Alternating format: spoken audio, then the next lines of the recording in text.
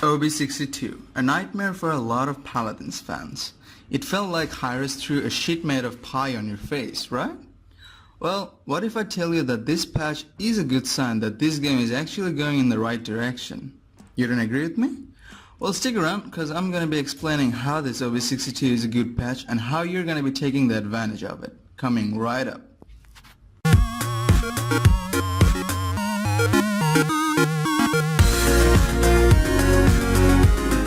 Before we begin, I want to say thank you guys so much for 88 subscribers. It means a lot to me. And we're real close to 100. So keep on smashing those like buttons just like you're smashing your girlfriend. And if you're new on this channel, join the family and subscribe, because it's the direct way for you to show me your love and support. Chapter 1, the bright side of Ob62. Alrighty, let's start with the bright side of this patch. At number 1 on this list we got Genos. Now Jenny received a real powerful buff. His ult, through time and space, now takes 1.2 seconds to release instead of 1.5, which makes him a real game changer now. As a Genos main in the healing section, I had real trouble landing his ult properly. Like even if I go for a hard flank, sneak up on the backside of my enemies and then use my ult, still cautious player dodged it like it was nothing. So time after time people was complaining, I was complaining as well about this, and finally Genos got that buff. And now using this ult feels real good. You can use this ult to get a free double kill or triple kill, truly awesome. He's more valuable in the high tier now, everybody wants to grab him before someone else, so why not you try it and give it a go. Have fun with it. At number 2, we got another healer, Ceres. Now I didn't play Ceres in a long while, I don't know, for some reason I wasn't feeling confident using her, but now since she got a massive buff, it's time for you folks to grab her and heal those potatoes in your team who are keep on spamming need healing. Because her Restore Soul's base range has been increased to 100, and also the card Agony does 1.5 seconds of stun, which is so not cool for your enemies if you're planning on playing Ceres as a damage. Also Ceres ult convergence gives your teammates an advantage to mix it up with their ults to create a perfect finishing ult combo. If you're in a party, I suggest play Ceres and have fun, be creative. At number 3, I got a champion that everyone hates. It's Kinessa. Honestly, I'm not a freaking Kinessa player. I'm a Shalin main, and I've never played Kinessa before in my life. My Kinessa just went to level 1 while I was making this video. And to be honest, I actually had fun playing her. No, I didn't bang her or something. I just played her, you know. Press right click and shoot people in the butt, and that's how to play. I believe her carbine does less recoil while you're shooting. To me, I didn't feel anything. If you're a Kinessa main, let me know in the comment section below how you're playing her. I mean, how you're having fun with her. I mean, dang it. God bless my dirty mind. At number 4, we got our Majesty, the Bomb King. He received a real cool buff, and plus for quite a few patches, Bomb King has been buffed real good, and he is real easy and fun to play now, especially when you plan on becoming a real punisher for the enemy team. So I suggest learning BK. To be honest, I'm learning him as well. And as soon as I think I'm confident with him in the rank, I'll be coming at you guys with a BK guide in no time. So yeah, stay tuned, and if you're a BK player, don't mind share some tips and tricks in the comment section below. So grab him, learn him, as he's OP in this patch, along with Genos, Ceres and Kinessa. At number 5, we got Beric, a champion that I thought I would never play, cause all he does is deploy turrets, and blame at his own teammates for not carrying him, I mean, not helping him on the point. And also, in a high ground map like Timbermill's Fieldstone's Quarry, you'll see a lot of Beric players staying at the rooftops and playing and shooting like Kinessa. Back to the topic again, he didn't receive any buffs and nerfs, his architectonics got fixed, that's all. It was just a simple bug fix. Don't get me wrong, he's fun to play, but he doesn't fit in when other team has so much firepower and tanks like Ash, Fernando and Torvald. Beric is just so vulnerable and a team reliable. Chapter 2, Troubleshooting for the Mobility Nerfs. For the mobility nerfs, the most favorite champion in the realm, Zhin, received a real powerful buff and a nerf, but mostly people are happy because of the nerf, because they think Zhin is actually gonna be less harassing now. Well, that's actually not that true. Before I explain that, let me say this for all the Zhin haters and lovers. Zhin is a champion that is easy to take out in a 1v1, especially counter Zhin. Zhin lacks mobility, and the only way you're gonna win over a counter Zhin is not to feed him while he's countering. So it's easy to take him out in a 1v1, right? Yes, it is. But then why Zhin is so harassing? Cause he comes straight in front of all your team members' faces and an idiot from your team gets scared and starts shooting Zhin. That's one way your team is getting wiped out. And the second one is y'all stop shooting at Zhin, but Zhin's team will still shot fire at your team, so either way you're gonna get wiped out. So that's how he becomes harassing. If you wanna play reckless Zhin like you used to before and not happy about the nerf, then one way to fix that below is that if you put this card in your loadout. But be careful, cause it's only gonna reduce the cooldown of your below only if you get a kill. Also, if your teammates assist you killing your target for you, it's still gonna work. So keep in mind that you're only gonna play defensively, but this build will give you a 50-50 chance to harass people if you're not happy about the nerf. Secondly comes in my new main in the flank section, Androxus. Oh come on, Androxus is already squishy and he's real hard to play cause of the recoil and other shits. Why nerf him? It doesn't make any sense, but if you look at the bright side, it feels good and easy to hit those flick shots more consistently while you're dashing. So give it a try. It's working for me actually. I don't know, maybe I'm an idiot and my brain works not in the normal way as yours, but I'm actually having fun with the nerf. You try it and let me know. And if you're not happy with it, then copy this build and you'll be getting that old Androxus back in no time. Moving on to Eevee, if you're not happy with her nerf, then invest in the loadout section and keep this card to increase that soar speed and bring that old Eevee back. Sorry for not being an Eevee player, my Eevee is still level 0, never really tried her. It's just her playstyle doesn't suit me, but she's really an OP and fun to play champ, there's no doubt to it.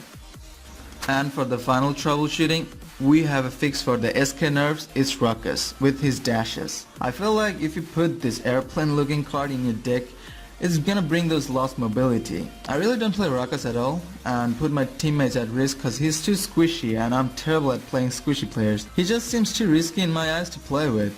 But don't get me wrong, he's one of the powerful DPS tanks in the realm, and falling into the right hands, this goblin can turn the tables. But before we end this troubleshooting chapter, I just want to say that however you're gonna play and build your own loadouts, it's completely up to you. I'm just sharing my thoughts. Chapter 3, The Ruined Ones. At number 1 on this list we got Ashe. One of my favorite tank after Fernando and Makoa. Why would you take away the CC immunity? Nah, never mind, I'm just gonna have to buy resilience to save myself.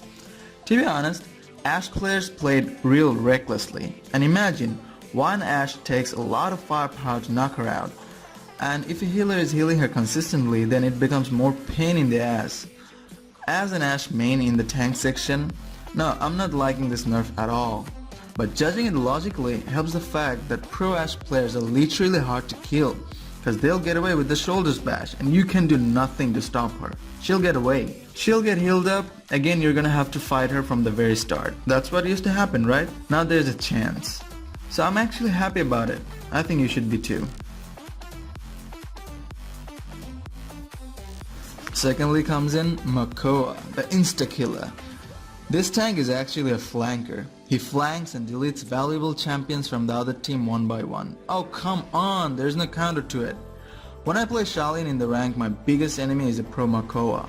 He always figures a way out to hook me, and once he does that, there's absolutely no way for me to live, since Shalin has got so less, or you should say no mobility at all. And he is a champion of only 2000 health, only. Yeah, so in my eyes, now there's a chance to survive from his hook. So for Makoa, champions with low HP is easy as fuck to delete, and one pro Makoa plays like in a thug lifestyle. Meh, that just ain't right. Now Makoa players will have to flank a little less, and the only way they're gonna be getting those insta kills is if you pull an enemy in the middle of your own team, which seems logical. So judging by this fact, I think this nerf isn't so bad. And by the way, Makoa is still OP and he's still one of my favorite tanks. I pick him more often in competitive these days. And people will still pick him in the high tier because he's still OP. At number 3, they reworked Grok. It feels the same old Grok, just some visual improvements and nothing else. To me, it's just the same useless Grok, and no matter how strong they make the totem, there's a thing called bulldozer in the shop, and you can buy it for cheap and don't care about enemy getting healed up while you're killing them. Honestly, now it's been a week since Ob62 came in, and people already stopped playing Grok, and no one is playing him in competitive as well. whoever did anyway.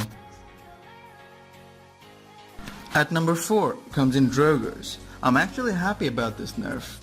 Drogoz was completely an unbalanced champion, and yes, he had a lot of counter, but a proper team never lets the counter to come at Drogoz. Plus, whenever you're trying to hit Drogoz, he'll fly up again in the sky, and if you're alive and waiting for him to come down, and when he does, you shoot him and drain him to the end, then he quickly kills somebody and then gets up again because of the card thrill of the hunt. I've even seen Drogoz players flanking and playing recklessly, so I'm actually happy about this nerf. No more harassing Drogoz.